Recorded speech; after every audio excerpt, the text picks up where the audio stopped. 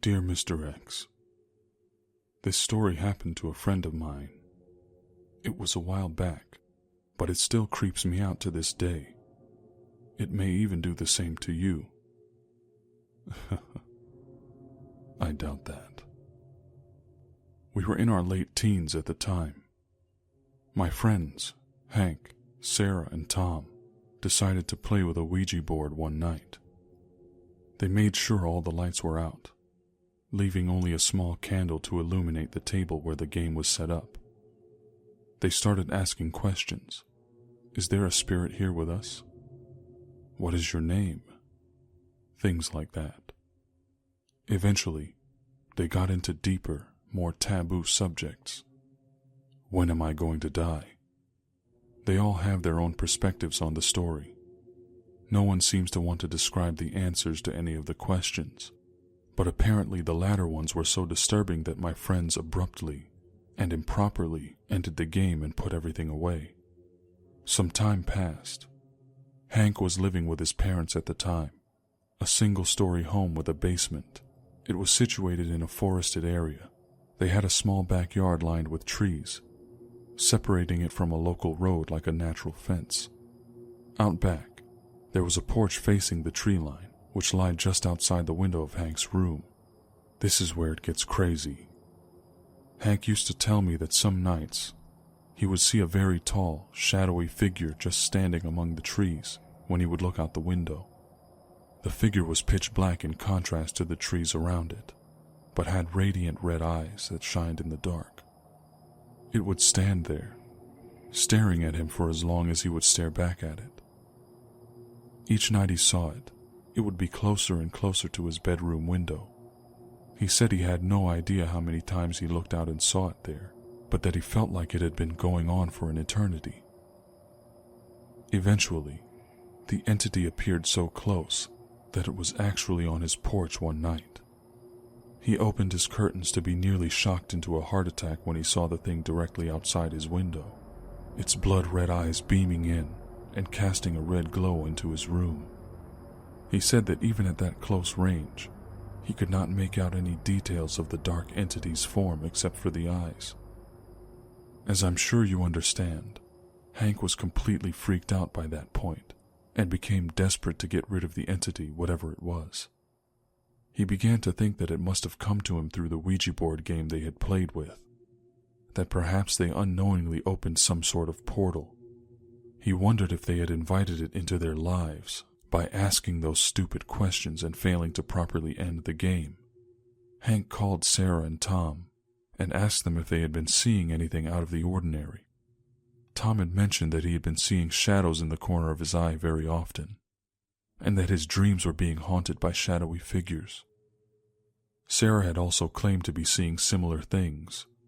Hank decided to get the group together again and make an attempt at ending the game properly, in hopes of getting rid of the entities once and for all. One thing I haven't mentioned yet is that Hank and Sarah were dating at the time they first played the game, and had since gone through a very messy breakup.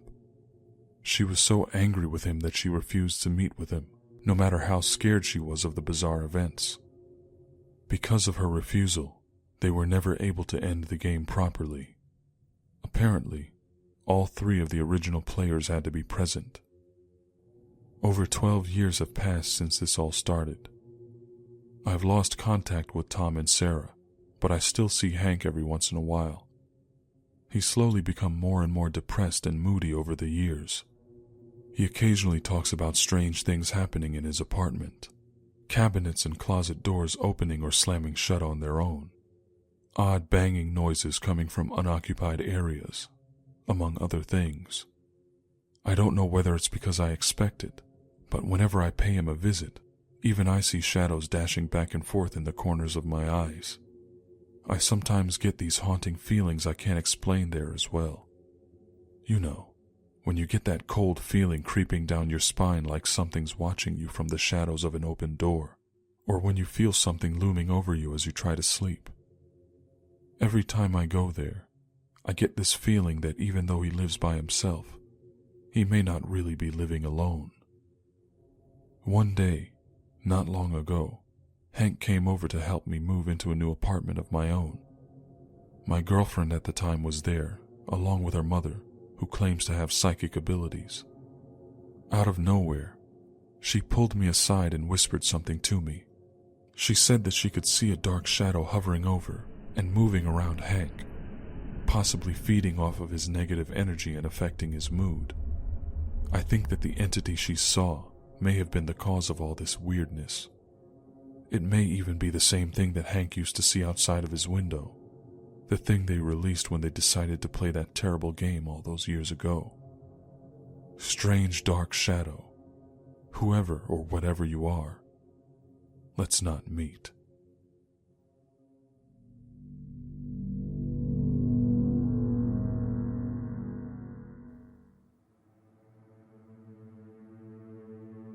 Dear Mr. X, you can call me Valentina. I wanted to share a story with you about my dad. In the mid-1950s, between the time when he started going to school and ending around the time where he became a father, he had a very strange gift. Many, if not most, though, would call it a curse. You see, my dad used to see souls, ghosts. He could hear the voices of the deceased. Usually, it would happen around midnight, regardless of whether he was alone or with other people. What made the events slightly unsettling to him was that he could never quite make out their faces. One earlier memory he has of this phenomenon occurred when he was very young. He was living out in the backwoods of Zagreb, Croatia, working with his father, who had a business of transporting loads of sand with a horse-drawn carriage. They would do late-night deliveries, sometimes taking them into the midnight hours. On one such night, they were traveling home along a desolate road, and their horse suddenly stopped at an empty intersection. It refused to go on any further, and my grandpa had to get out and try pulling it along. The horse nervously resisted, which angered my grandpa, prompting him to yell at the horse to get moving. My dad looked up at my grandpa and asked, "Why are you doing this, Daddy? There are people passing by in the funeral procession." My grandpa looked at him with a confused expression. "What are you saying, child? Who has a funeral at midnight?" He couldn't see it, but my father did. Clear as day, he described a long line of people all dressed in black, a few of them with a coffin hoisted up on their shoulders. The only thing that looked odd to him was that their faces were all extremely hazy and out of focus. He wasn't afraid of the sight. When the procession had moved on past, the horse continued down the road and they made their way home. Another late night, my dad was out with some friends, again past midnight. Their evening was coming to a close and they were all making their way home. Their route took them past a church on a hill, when suddenly my dad began hearing loud singing coming from the church. He said it was as loud as a Sunday mass. He asked around among his friends to see if anyone knew why there would be people singing at that hour, but no one could hear what he was hearing. He swore that he could hear the loud singing, praise and worship going on. It didn't make sense at all. They all decided to go with my father to check the church out, but the voices stopped abruptly as soon as they touched the doorknob. The young men didn't enter because they saw my dad get startled at the sudden halt. After a few seconds of them standing outside, my dad said the singing started again. They touched the knob again, and once more the voices stopped. My dad and his friends decided it was best to leave whoever, or whatever, was in the church to their own devices. My dad told the priest what happened, and the priest mentioned that it must have been souls having their mass, and that it was a good thing the boys didn't enter because he had no idea what would have happened. The priest had some additional advice for my father as well. Given his unique abilities, always wear a cross around his neck, and never be silent when traveling alone at night. He recommended that he whistle or sing to himself. My dad even used to hear the cries of babies whenever he went into the woods around where he lived. He never knew what had happened to them, but the priest told him to use water, any water he could find, to bless the souls of the children who were never baptized. Whenever he did this, the wailing in the woods would cease. I should note that paranormal events like these are not uncommon in the village in which I grew up. It was nothing special to come across a coven of witches dancing in the woods. My dad once saw his neighbor cooking a pot full of feet taken from various animals, and when he asked what she was doing, he was scolded for being too inquisitive. The mysterious neighbor warned his mother to look after him better, or else he would get himself into some real trouble. What I've told you so far, though, is nothing compared to his most haunting story. He was on his way home from work one day. Just when he entered the village, an impossibly tall woman dressed in black passed him on her way out of the village. He bid her a good evening, but there was no response. A bit frustrated, he muttered to himself, telling her to piss off, and asking where were her manners. Almost as soon as she passed by his side, he turned to look back at her, but she was suddenly at least 30 to 40 paces away from him. He knew she hadn't been running, and even if she were, there was no way she could have gotten so far away in less than 5 seconds. He quickly snapped his head back around, feeling extremely uneasy. After another few seconds, he worked up the courage to turn and look again, only to be shocked that she was now directly behind him, towering over his substantial adult male stature with her chest just inches away from his face. He broke into a dead sprint, running for his life. The tall lady gave chase and pursued him through the village as dogs barked and roosters crowed, adding to the feeling of sheer chaos. He forced himself to look back while he ran and saw the woman seem to fly toward him, just barely hovering off the ground. As he continued on, he noticed that the sound of the animals appeared to be distressing the strange figure, and she eventually swept off into the woods surrounding the village. It was the first time in his life when a paranormal vision truly frightened him. Shortly after my dad got engaged to my mother, my maternal grandmother passed away. After a while, Dad started seeing her around the house. Later on, he began seeing the spirit of a deceased neighbor. He knew the man in life, and he appeared exactly the way he knew him, wearing his work clothes and smoking a pipe. My dad wasn't scared or put off at all when the ghost walked up to him. Rather than react in fear, he simply asked the spirit what he was doing there. "You're long gone and buried, my friend. So what do you want?" The ghost faded away after those words, and my dad hasn't had another vision since.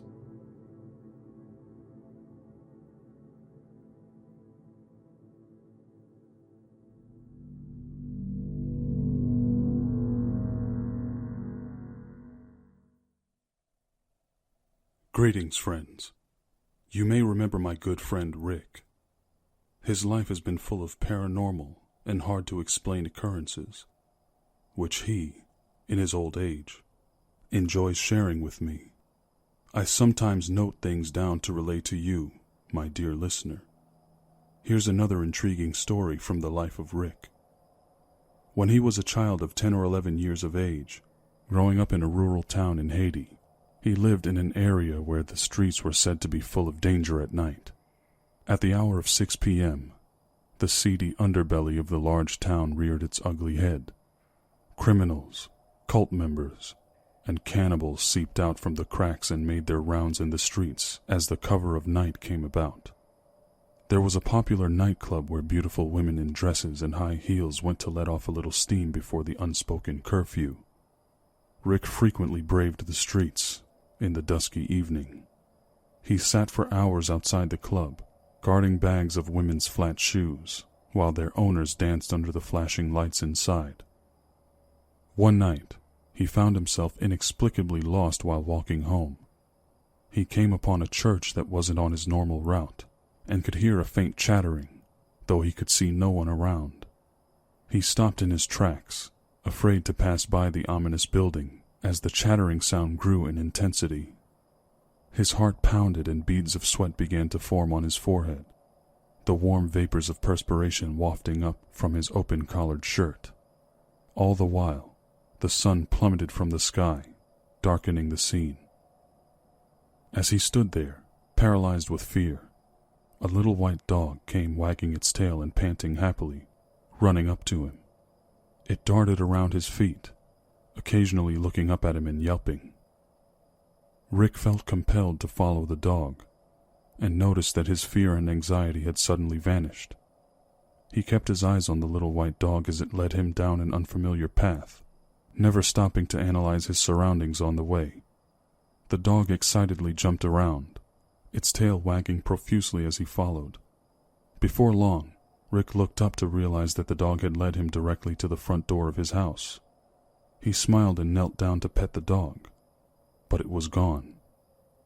Over 25 years later, Rick had moved to Brooklyn, New York, married the love of his life, whom I'll call Emmy, and had 2 children there. His son, whom I'll call Ricky, was 7 years old at the time, and had fallen violently ill with fever and severe stomach pain. Emmy held her son's limp body in her arms as they drove to the hospital to have tests ran. The medical staff there found nothing and discharged him within a couple of hours, but Rick still had the terrible feeling his son was in danger. When the couple got home, they had to park far away from their apartment. Rick carried his child in the freezing cold of the afternoon as they approached the tenement building, when Emmy noticed a small white dog coming up to them. Being afraid of dogs, she frantically tapped on Rick's shoulder to alert him. Rick looked back and saw the dog, but kept walking, reassuring his wife and saying, "Let him come." The family entered the project building with the jumpy little dog closely in tow as they walked up the 5 flights of stairs they took to avoid a filthy elevator. Emmy, still put off by the animal's presence, nudged Rick again. He responded, "Don't worry about him. Leave the dog alone. Don't say anything." They arrived at the door to their unit at the end of a long, narrow hallway, and the dog sat down, wagging its tail with its tongue hanging out. Rick unlocked the door and placed his hand on the knob to pull it open. Emmy told him not to open the door, fearing that the dog would dart inside the apartment.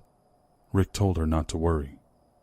When he opened the door, Emmy turned to make sure the dog wasn't going to run in, but it had vanished.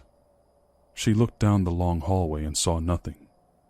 No traces of a little white dog scurrying away.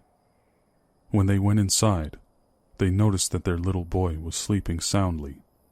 His temperature and other symptoms were gone, and he wasn't sick again for years.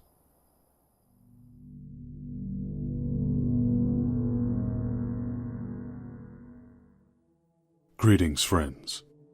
Here's another true story from one of our fellow dreamers, a young lady by the name of Hope. I think you'll find it quite refreshing. Here we go. Hope told me that it seems she has been followed by a certain feline companion all her life. She always knows it when she sees it, thanks to its dark coat and big, beautiful eyes. She first started noticing the cat when she was about 8 years old. Hope is an only child, but she was fortunate enough to have several animal friends. A cat, who I'll call Lee, and 2 dogs growing up. In her youth, she almost thought the mysterious black cat was just another one of her pets, but she knew it was never around often enough to justify the theory.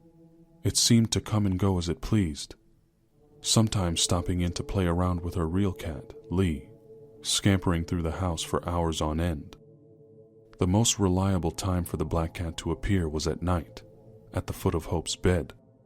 She remembers the feeling of the cat's body near her feet, as its warmth radiated through her blankets. Eventually, Hope's family moved away from the house she grew up in. The cat shortly found its way back to her. A couple of years later, they moved away again. A few days passed, and Hope had finally set up her new room just the way she wanted it.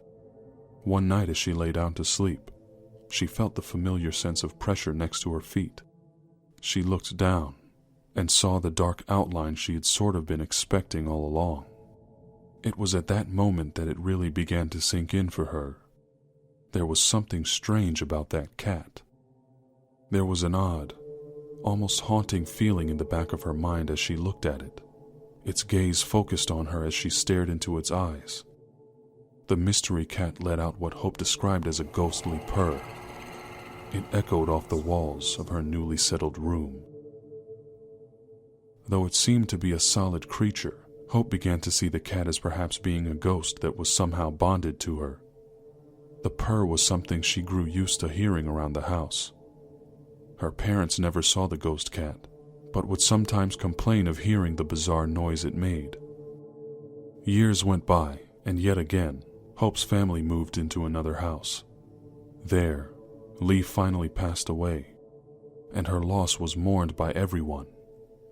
The family buried her in the backyard, and Hope would sometimes stare out at it through her bedroom window.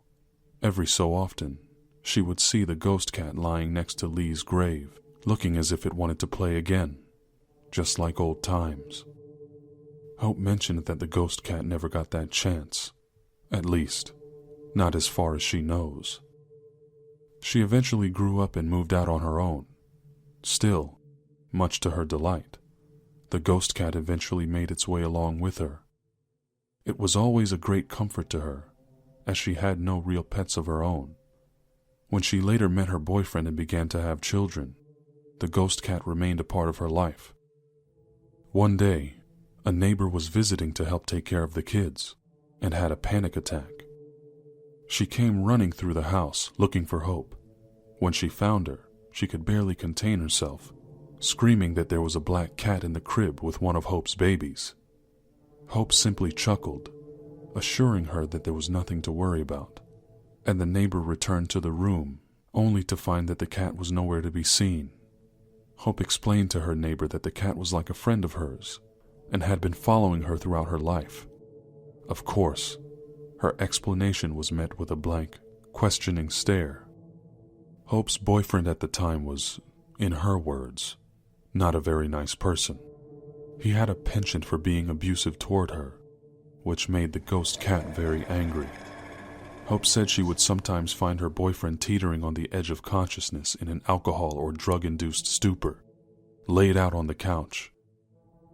One day, as Hope walked by, he lunged and struck her. Hope raised her arms to defend herself, but was confused to hear her boyfriend's voice shriek in pain. She lowered her defenses to see him stomping around, flailing his arms and legs erratically, while screaming obscenities. "Get this thing off me," he yelled. The ghost cat had him mounted, hissing loudly and clawing at his arms and chest. Hope stared at disbelief for several seconds, before taking the chance to finally gather her children and leave the abusive relationship behind. She never saw the man again, but heard rumors about him saying that she attacked him in his sleep. To this day, she credits her escape to the ghost cat, to whom she finally gave a well-deserved name, Angel. Hope is now nearly 50 years old. She still feels the presence of Angel, the ghost cat, though she doesn't see him quite as often as she once did. Nowadays, she has a couple of normal cats, and every now and then, she spots Angel running around and playing with them in the house, just like old times. She looks forward to the sounds of Angel's ghostly purr in the halls of her home. Even if she can't exactly pick out where it came from, it still never fails to make her smile. After all, she knows that her little ghost cat has good reason to be away these days. Hope's daughter is grown up now, and has a child of her own, and Angel seems to have taken a liking to her. She often tells her mother of a strange black cat that sleeps at the foot of her bed at night, with a calming, yet oddly haunting purr droning in the dark. Hope recounted her fond memories of Angel, the rare occasions when he would wrap himself around her leg to get her to pet him. She's even seen him sleeping in the crib next to her granddaughter. You see, unlike many of the entities and encounters you'll find not only on this channel, but all over the world, Angel, whatever he is a welcome constant in the life of several people. A comforting guardian presence that brings feelings of safety and happiness, rather than fear. Hope told me that there was once a time where she and her children moved into the home of their paternal grandparents. A nightmarish experience due to the house being seemingly plagued with unsettling paranormal activity. She said that throughout that trying time, Angel was there, standing between her family and the negative forces they encountered. Hope's 49th birthday was not too long ago. Please join me in wishing her another 49 years of health and happy little moments with her ghost cat, Angel. I know I'm not alone when I feel refreshed by a story of a supernatural entity, which is a source of joy, protection, and positivity, rather than for fear and dread. I want to thank our fellow dreamer, Hope, for gifting us with this amazing story, and her friend, Angel, the ghost cat, for being there for her during her darkest moments in life. As always, if you have stories of your own, reach out to me in any way you can. I truly do love and appreciate each one of you, and I thank you for your support. This channel is truly nothing without you.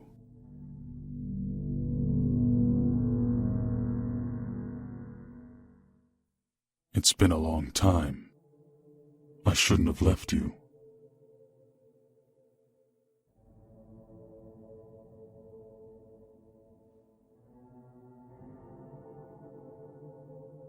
Dear Mr. X, my name is Tammy. I was listening to one of your Dogman stories when I found my mind wandering back to the distant memories of my childhood. I grew up in the deserts of Nevada in the late 1980s, the middle of nowhere, a town of no more than 300 people, with the nearest grocery store over 45 minutes drive away. No traffic lights, but we did have one stop sign, which was nice. There was a yearly tarantula migration that would pass through the town in such great numbers it was like an undulating black carpet moving along the ground. We weren't allowed to go outside on those days. The town was full of open, abandoned mine shafts and pitfalls. If you didn't know where to look, you could easily fall in. Unfortunately, we had a few accidents of that sort. There was running water in most buildings, but not all, and our school was just one big room that every grade had to share. The place was teeming with wildlife, likely emboldened by centuries of sparse human contact. Family pets had to be closely guarded just to make sure they didn't fall victim to the natural order of things. As a matter of fact, there were so many problems with violent animals that the townspeople used to set out bear traps and other devices to protect their homes. I come from a pretty large family with many siblings. With both my parents working out of town, my eldest sister used to watch over us kids. One quiet, warm evening, just as twilight began to fall, the silence of the house was interrupted by a loud knock at our front door. It startled us, because normally we can hear any incoming visitors as they walk up the 8 steps and small landing to get to the front door. My older sister went to answer it. As soon as she got to the door, she began to scream. My heart sank as her voice cut through the air. In a sort of daze, I got up and jogged toward her as my other siblings brushed by to see what the commotion was about. As I turned the corner to see out of the half-screen door leading to the porch, I saw what looked like a large coyote standing on its hind legs. I stood in shock as the rest of my siblings scrambled about the small, cramped hallway, trying to get as far away as they could. Unfazed by the mayhem it had caused, the creature at the door opened its mouth disturbingly wide, revealing its sharp teeth and deep red tongue as a round, black object rolled out of its mouth and fell down between its legs, coming to rest on the welcome mat on the porch. It was our cat's head. Everyone froze at the meaty thud of it hitting the ground. The silence returned as the bizarre animal stared us down through the screen door, cold air wafting in from the outside, bringing with it the musty odor of wilderness, sweat and blood.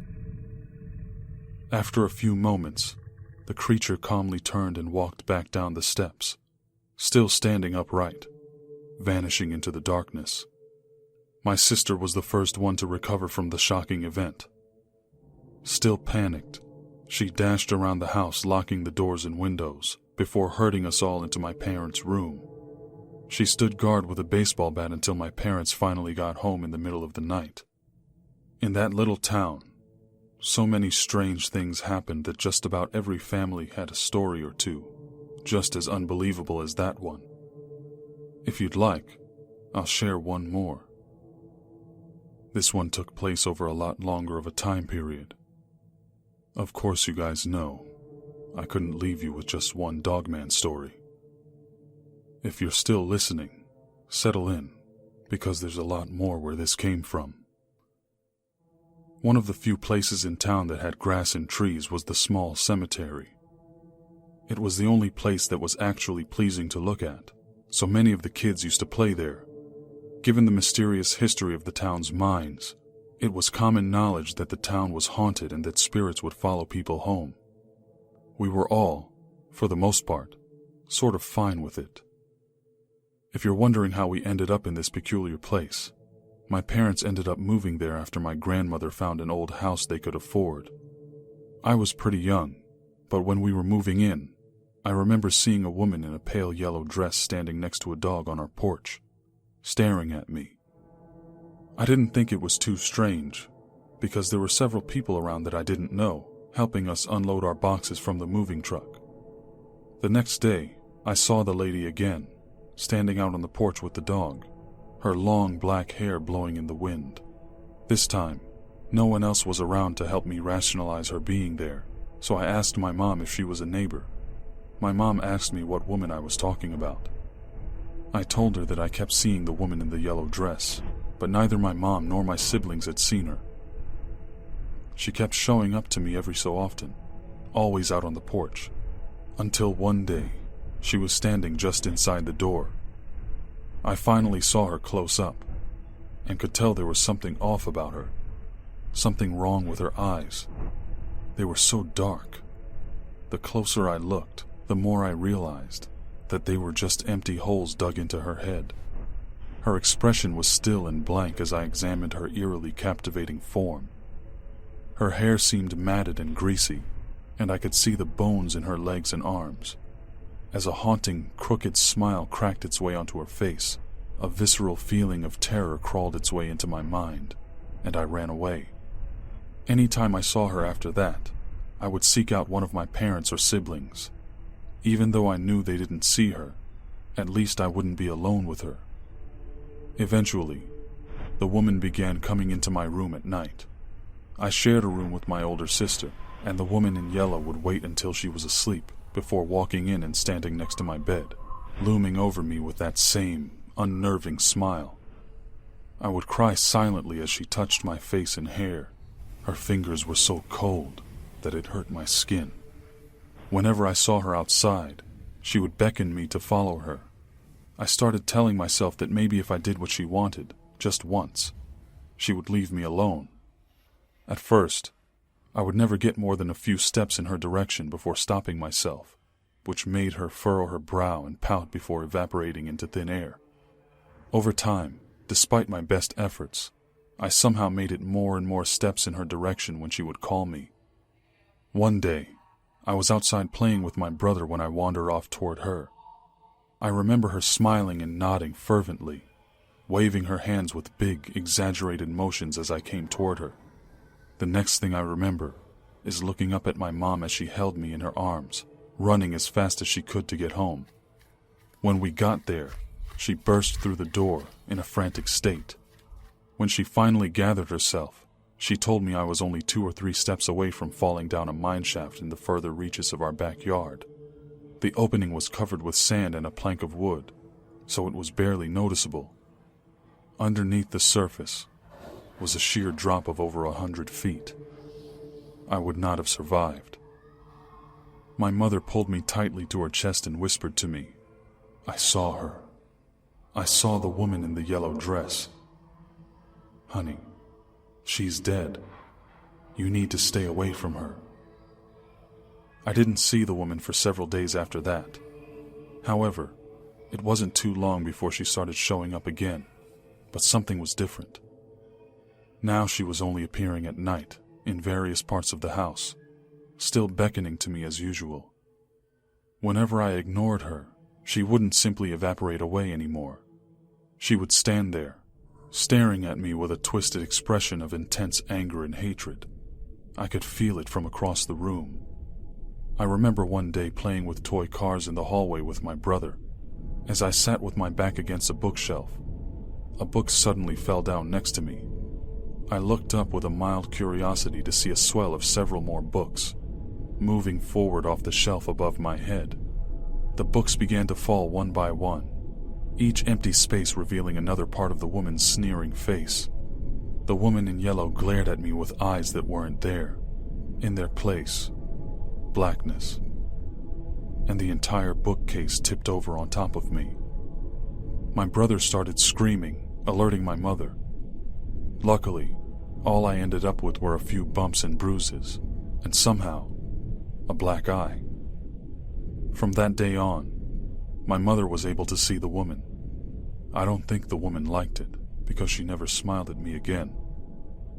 When she visited me in the night, she would choke me with her icy cold hands, pull out clumps of my hair, scratch me, slap me, and even bite me on some occasions. Things would fly off my dresser and hit me. The kitchen stove would flare up without warning whenever I went near it. The toaster and microwave caught fire when I tried to use them. My family members have seen me fall downstairs as though I'd been pushed violently. Doors would swing open and hit me as I walked by. Perhaps strangest of all, snakes, lizards, and even scorpions would be found under my blankets or in my toy box. Fed up, my mom had the house blessed and went about looking into its history.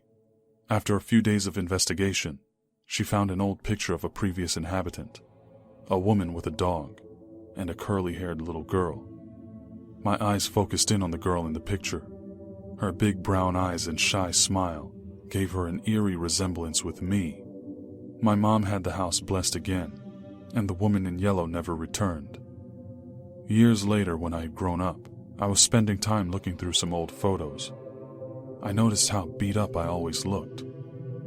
I asked my mom if she knew anything more about the woman in yellow, and she told me that she used to live in our old house. Her name was May, and of course, her daughter died at a young age. Every member of May's family passed away one by one for various reasons, leaving her the only survivor. She lived to an old, feeble age before suffering a long, slow death due to cancer. My mom believed that May remained in our world, perhaps not knowing where else to go. Maybe when we moved in, she thought, or hoped, I was her lost daughter. I sometimes wonder about what her intentions may have been. I think she was trying to get me to join her. Whatever it was she wanted, I'm glad she didn't get it from me. Anyway, thank you for listening, Mr. X. Warmest regards, Tammy.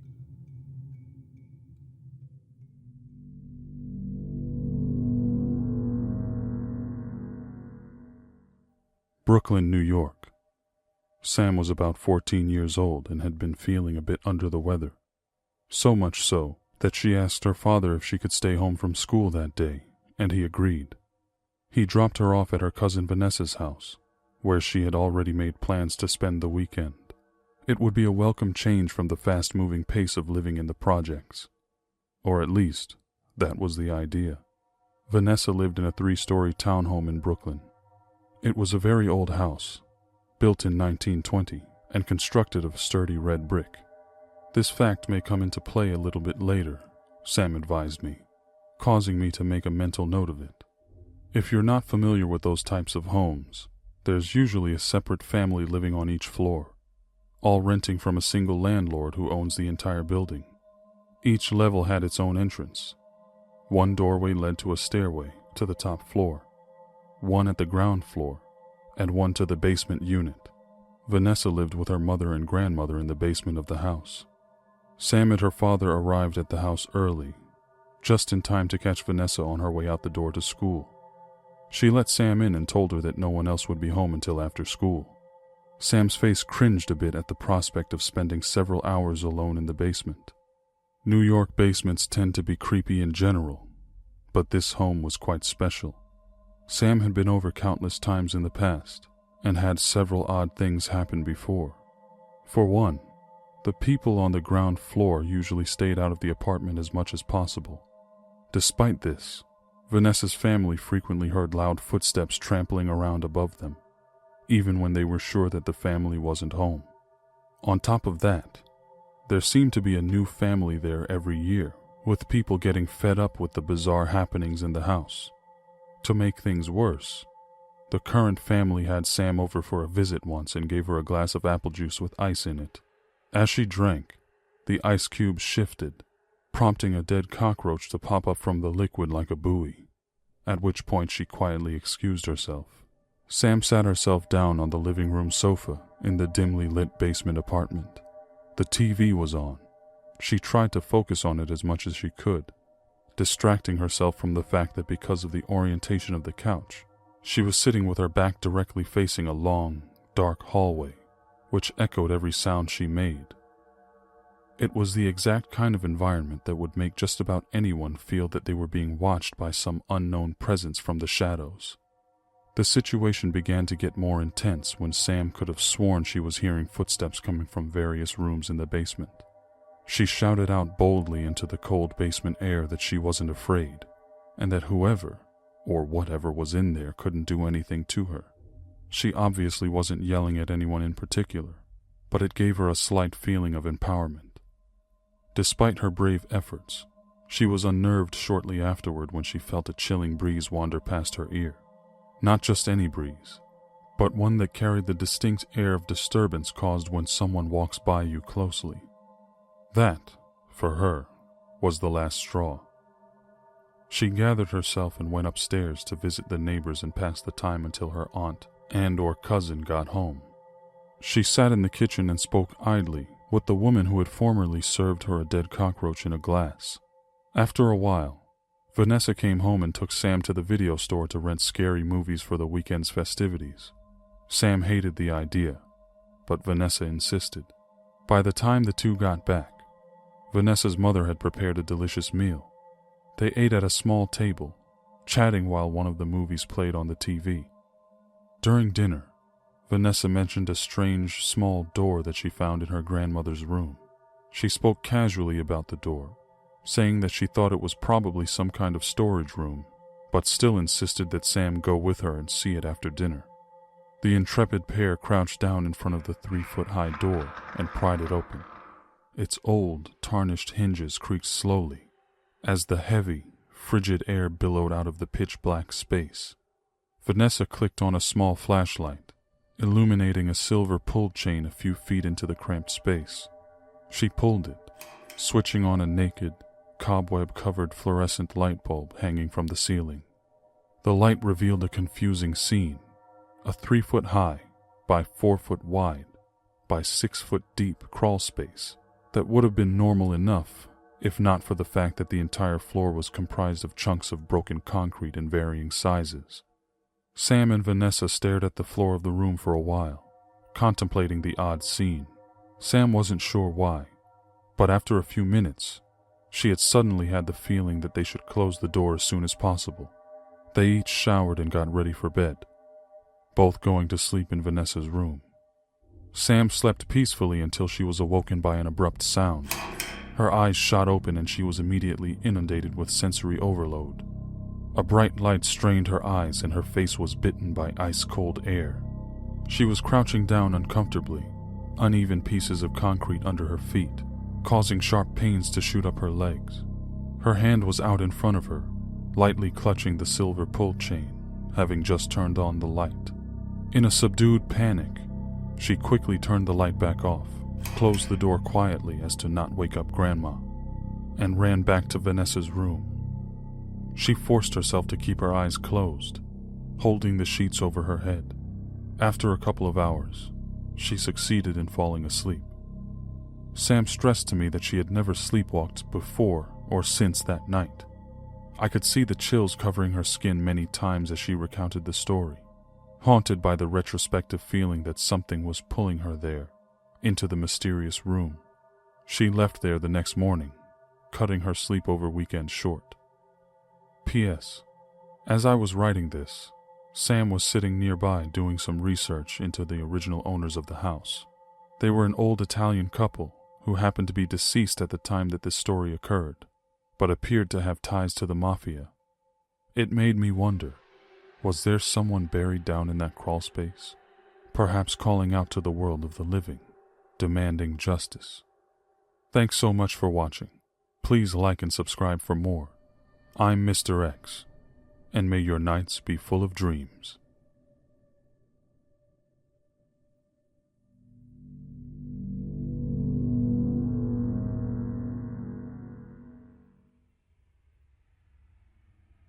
Dear Mr. X, it's me again, Tammy. Not long ago, I sent you a story about a haunting. I can't tell you how good it felt to be able to share my experience with people who wouldn't make me feel like an idiot or a liar. Well, I have another story I hope you'll find interesting. These events happened several years after I was haunted by May, the woman in the yellow dress. I may have mentioned this before, but both my parents had a long commute to work. My dad was in the Army and managed to get my mom a position at the munitions depot near the post he was stationed at in Nevada. Eventually, they decided to find a sitter for my little brother and I that was much closer to the base. We were the youngest after all, so my parents wanted us not to be so far out of reach. We even went to school in the local area there, thus avoiding the nearly non-existent education system in the small town where we lived. Our babysitter's name was Terry. She had a nice house, but it definitely stood out in her quaint little neighborhood. It was the only real house on the block, and it was obviously very old, built in a sort of colonial style that was popular so many decades ago. Most of the other townsfolk lived in either single or double-wide trailer homes. Even more unusual, Terry's house was painted bubblegum pink. Being no stranger to the paranormal, even at 9 years old, my sensitivity had grown since my last encounter. I began seeing shadows of people and hearing voices echoing down empty halls. My mother would instruct me to carry a blessed handkerchief and sing church songs out loud whenever I felt scared or threatened. When we first started being dropped off at Terry's house, everything was normal. We would go to school, do our homework, eat snacks, play outside, kid stuff. My mom would pick us up in the afternoons. After a while, though, I started noticing little anomalies happening every now and then. Small things like glasses of juice tipping over, chairs moving on their own, disembodied footsteps and thumping on hallway walls. My brother and I would sometimes even hear a woman crying. The first major event happened during Christmas time. I was given the role of the Virgin Mary in a nativity play for our church. I would also be singing. One morning, I was sitting in the kitchen with Terry and my brother, getting ready to practice one of my songs. It's important to note that this kitchen had a tiled ceiling. The moment I tried to start singing, the windows began to shake violently, briefly shocking me into silence. After a moment or two, I decided to continue, since windows were known to shake a bit during windstorms that were common at that time of the year. When I opened my mouth to sing again, suddenly the ceiling tiles all fell down on us at once. Simultaneously, I heard a loud scream. I wasn't sure if it was Terry or my own voice. As the screaming faded away in my ears, I could hear my brother crying. We all sat there in a state of bewilderment for what seemed like minutes before Terry got up and led us out of the kitchen, carefully navigating the floor which was covered in ceramic shards. As soon as we crossed into the next room, I heard a sound that I couldn't describe if I tried. I turned around and saw all the tiles floating back up, replacing themselves exactly as they'd been before they fell. It was like the terrifying event had never even happened. After this, the little things kept on as usual with one exception. The woman's cries began to sound more and more clear, whereas before, it just sounded like muffled sobbing. I was able to gradually make out words. It was like she was begging someone. No. Please. Stop. I'm sorry. As time went on, we began to see the woman appearing in the house. The strange thing is that her presence was not in the least bit frightening. Whenever a glass would fall or a window would shake, she would be there standing over us. She radiated this warm, comforting energy. She had shoulder-length blonde hair. She was skinny with green eyes, appearing to be in her 30s. The sad thing was that sometimes she would appear to be beaten up, her eyes swollen shut, lips split wide open, the side of her head sunken in and slumped over to one side. When she appeared to us, sometimes we would also see a man. He was an imposing figure, perhaps in his late 30s or early 40s. He had pale white skin, with light brown hair and dark eyes filled with rage. His face seemed permanently trapped in a scowl, and the purest kind of malice emanated from him whenever he was there. I got the sense that he would have no qualms with hurting or even killing my brother and I if he had the chance, though I didn't know why. The weather in our part of the state was extreme at times. Bad storms were known to crop up out of nowhere and were often extremely dangerous. One day while I was at school, a storm hit that had the whole region scrambling to evacuate. The evacuation window was so narrow that I missed my bus due to my being in the bathroom when the announcement was made. My parents decided to have me stay with Terry until my dad could get away from his duties, preparing the military base to weather the storm. My little brother was already with my mom, and they were on their way home, so I would be going to Terry's house alone for the first time. That made me a bit anxious because I had a bad feeling. The storm raged on until nighttime as I waited for my dad to come pick me up. At some point, I snuggled into the couch to relax. Terry was in another room. Now, this is the part where things got a bit fuzzy. I'm not sure whether the following took place in my dreams, or if I was in some kind of trance. All I know is that I don't remember falling asleep. This all just started happening. In the house around me, I began to see visions of a man and woman looking very happy. I could see that it was the same couple that appeared to us in the house. I'd never seen them looking so pleasant and full of life. The bright, loving pair carried boxes and furniture, setting them throughout the house, as they seemed to enjoy a silent conversation between themselves. I couldn't hear or make out what they were saying. Before long, though, things took a turn toward a dark path that my childlike mind was not exactly prepared for. I began to see the man drinking from glass bottles and hitting the woman repeatedly. Time appeared to move on at an accelerated rate as the hitting and drinking continued over and over again. The woman stayed and stayed through it all. Even though she was clearly suffering, her injuries multiplied. I began to notice something odd. When the man moved, a liquid-like substance flew from his body, splattering and soaking into the walls like blood.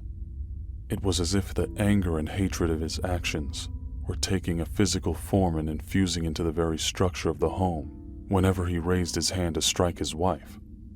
At one point, he began beating her more fiercely than ever. Again, she begged him to stop.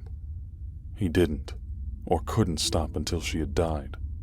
Her waif-like frame crumpled to the ground in front of me. Realizing what he had done, the man wept over her for a moment, but somehow his sadness transformed back into anger, and he began kicking and stomping her skinny, broken body. For what felt like several more days, he continued to drink and wander around the house. The concentrated wrath oozed and dripped from his body, seeping into the floorboards and every surface he came into contact with. Eventually, he picked up her body and carried her into the master bedroom. He laid her on the bed before lying down next to her, and then he shot himself in the head. That gunshot was the first noise I had heard since the vision began. It snapped me out of it instantly. As I awoke, my dad was carrying me out to his car.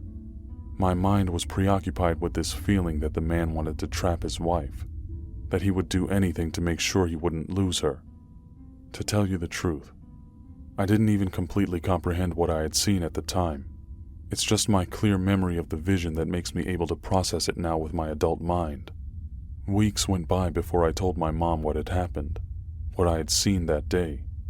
After the incident with the lady in the yellow dress, she had no problem believing me. She got us a new sitter not long after that. I never went back to the pink house, nor have I seen Terry since that time. She always used to say that nothing strange happened in the house except when my brother and I were there.